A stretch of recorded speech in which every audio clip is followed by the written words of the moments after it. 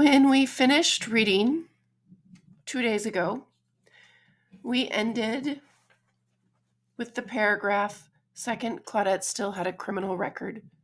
She had been convicted of assaulting police officers, information that would forever blemish her job applications, credit record, and school transcripts. By keeping the assault charge, Judge Carter deprived Claudette of peace of mind. Now she feared that people would see her as a juvenile delinquent, a criminal, someone with a mark against her name. Had she thrown away her dreams by taking a stand? And we discussed that question, had she thrown away her dreams by taking a stand? And I think some of us thought, yes, she has, and some of us believe, no, she did not, because she did the right thing. As cold, rainy weather set in, blacks returned to the buses.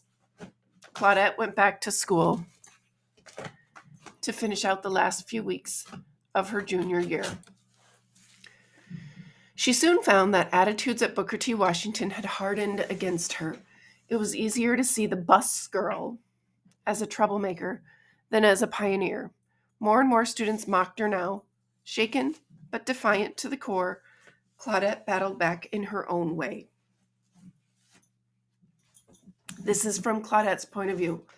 One Saturday, I was home by myself, waiting around for an appointment with the beautician to have my hair straightened. And then it hit me. Why am I wasting my time and $2 straightening my hair so I can look more white? I went straight into the kitchen and washed it. Then I pulled it out into little braids while it was still damp. When I was done, I looked like I was about 6 years old. My mother came in the door to ask me why I didn't show up at the beauty shop. Then she took one look at my hair and said, "What?" Making those pigtails was the strongest statement I could make in that school. If I had cut all my hair off, they probably would have locked me in an institution. Miss Nesbit was right. My hair was good hair, no matter what. By wearing it natural, I was saying, I think I'm as pretty as you are. All of a sudden, it seemed such a waste of time to heat up a comb and straighten your hair before you went to school. So I just quit doing it. I felt very emotional about segregation, about the way we were treated, and about the way we treated each other. I told everybody, I won't straighten my hair until they straighten out this mess. And that meant until we got some justice. When I went to school the next Monday, people were cold, shocked. Teachers asked me, why would you do such a thing? They wouldn't let me be in the school play because of how I wore my hair. Classmates said I was still grieving Delphine. I tried to put it out of my mind, but no one else would. At that time, I had a boyfriend named Fred Harvey. He was in my homeroom, and I used to help him with his homework. He was really sweet. He'd take me to the movies and save enough money so he could send me home in a taxi rather than put me on the bus. But he was just stunned. He kept asking me, why? Why won't you straighten your hair? I told him I thought my hair looked African, and I was proud of it. That really got him. Back then, we never used the word African. Africa was the jungle. Africa was Tarzan. We were supposed to be ashamed of our African past. But Africa made me proud. That whole spring until school was out, just about all I heard from anybody was, "You're crazy. You're crazy. You're crazy." From the time Claudette got arrested, she was the center of attention, remembers Eileen Bowser, one of Claudette's classmates. But the attention was directed in the wrong way. Kids were saying she should have known what would happen, that she should have got up from her seat. Everything was reversed. Everyone blamed her rather than the people who did those things to her. They would whisper as she went down the hall, "It was mean." What she did with her hair just made it worse. She had always kept her hair neatly styled, and then she just came to school one day with cornrows. It was shocking. Kids had already pulled back from her. They were already whispering she was crazy and things like that. I was shocked, too. But I wasn't embarrassed by what she did with her hair. I was on her side. Claudette was a wonderful person with a mind that was mature beyond her years. One day, our teacher told us to write down on a piece of paper what we wanted to be when we grew up and pass it up front. Claudette wrote, President of the U.S. I think she meant it. We should have been rallying around her and being proud of what she had done, but instead, we ridiculed her.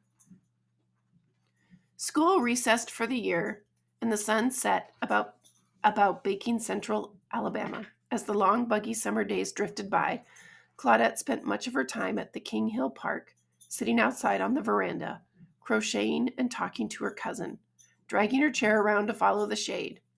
Often she helped her mother take care of her white family's 3 young children. Every now and then she scraped up a babysitting job. Nights seemed even slower. Dances and parties were out. What if something went wrong? One false move or one malicious report, and she was a parole violator. Claudette lost touch with her friends, stayed home, and turned inward. At least there was still church. On Sundays, after services at Hutchinson Street Baptist, she would go across town to Rosa Parks' NAACP youth meetings. Mrs. Parks had appointed Claudette youth secretary, which meant keeping attendance and membership records and putting out notices. The meetings were held at the red brick Trinity Lutheran Church, pastored by the Reverend Robert S. Gratz. He was the only white minister in Montgomery with an all-black congregation. This is now from Claudette's perspective. I only went if I could get a ride because I didn't want to ride the bus anymore.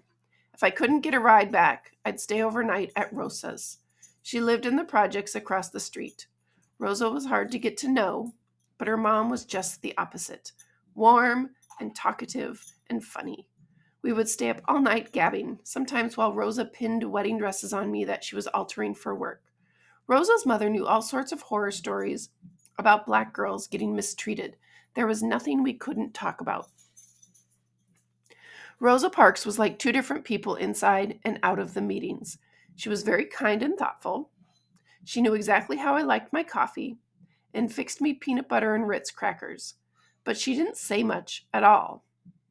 Then when the meeting started, I'd think, is that the same lady? She would come across very strong about rights. She would pass out leaflets saying things like, we are going to break down the walls of segregation.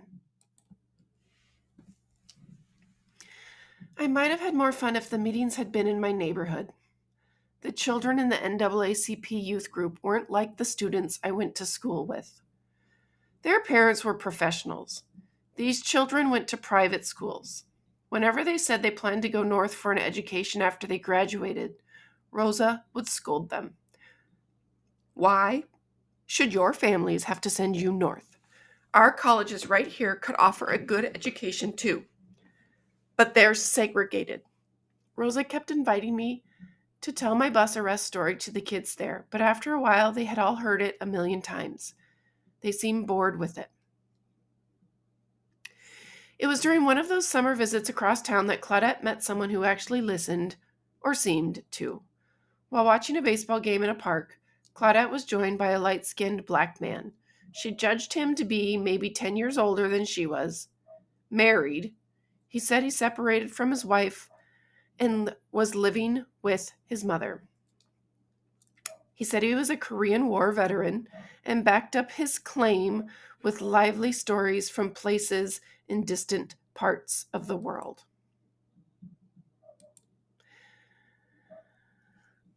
This is Claudette. I liked talking to him. He was the first person to understand my hair.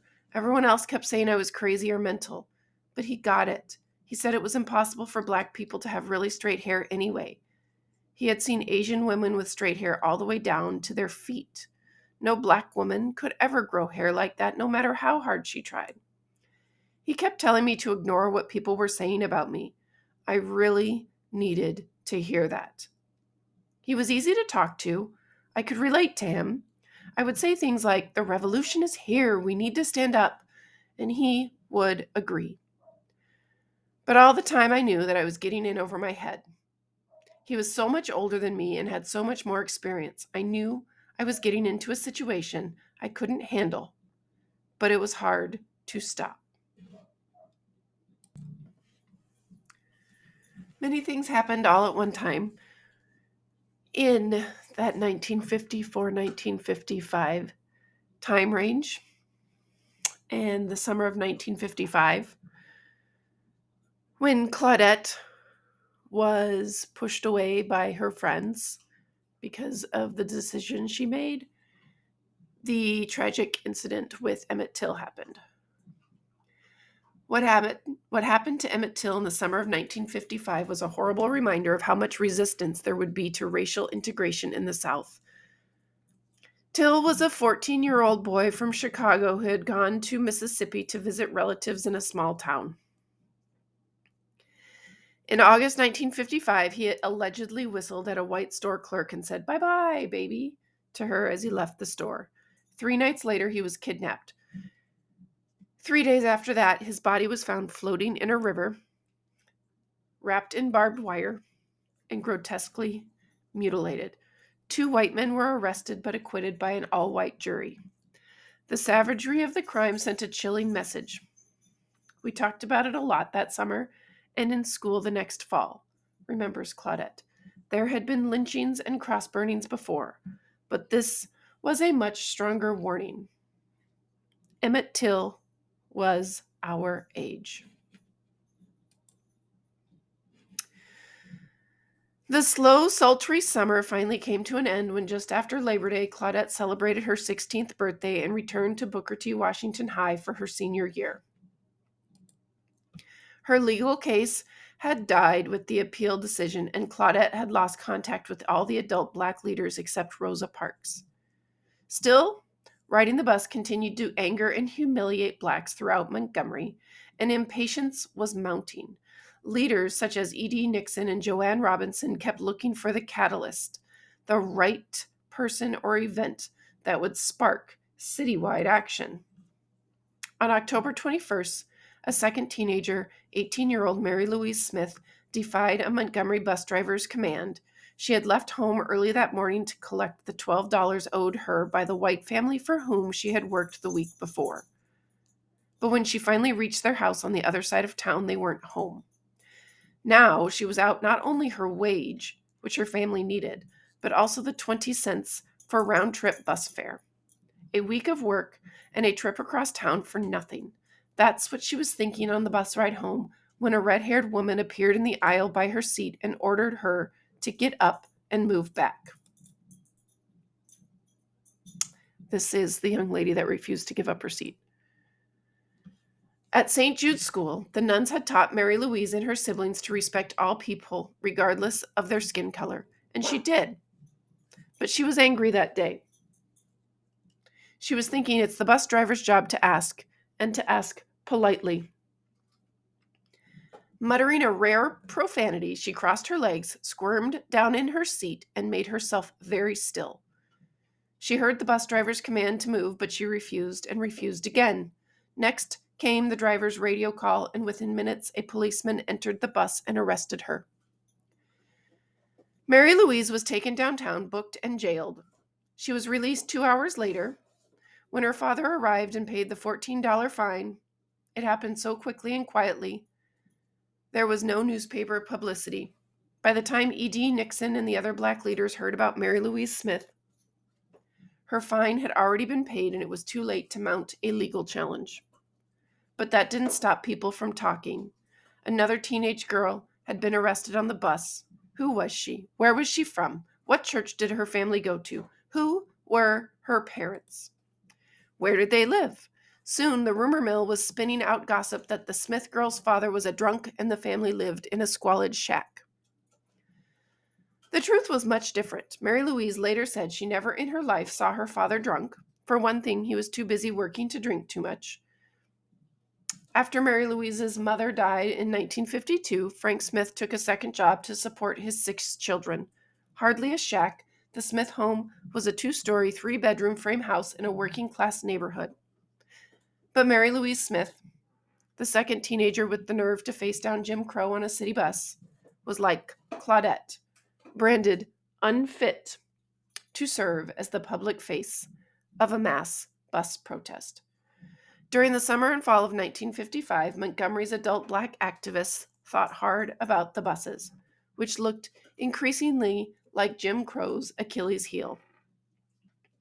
Each considered what to do in his or her own way. Joanne Robinson, E.D. Nixon, Martin Luther King Jr., and others continued to meet with city and bus officials, consistently pressing for black drivers, courteous treatment, and a revised seating plan. Every polite refusal increased their resolve. Dr. King thought the officials were digging their own grave. The inaction of the city and bus officials after the Colvin case would make it necessary for them to meet another committee infinitely more determined. He later wrote. Rosa Parks and Fred Gray met for lunch nearly every day, often talking about what could be learned from Claudette's case that could end segregation on the buses. In July, Mrs. Parks slipped away for a 2-week workshop on interracial relations at the Highlander Folk School in Tennessee. Here, for the first time, she saw blacks and whites treated as equals. She returned saying it had changed her life. The time was ripe for change. There was a growing impatience with segregation. Claudette had crossed a line proclaiming that at least one young Alabaman would not share her future with Jim Crow. 7 months later, Mary Louise Smith had joined her. Now, a year and a half after Brown versus Board of Education, a few brave young people were demanding a different future. Education may have been the way up, but transportation was the way out. If they were branded uncontrollable or emotional or even profane, so be it. Claudette, and now Mary Louise Smith, had shown through their courage that at least some young people were ready to act. And this is Rosa Parks and E.D. Nixon. This is E.D. Nixon. This is Rosa Parks. The next chapter is chapter 7.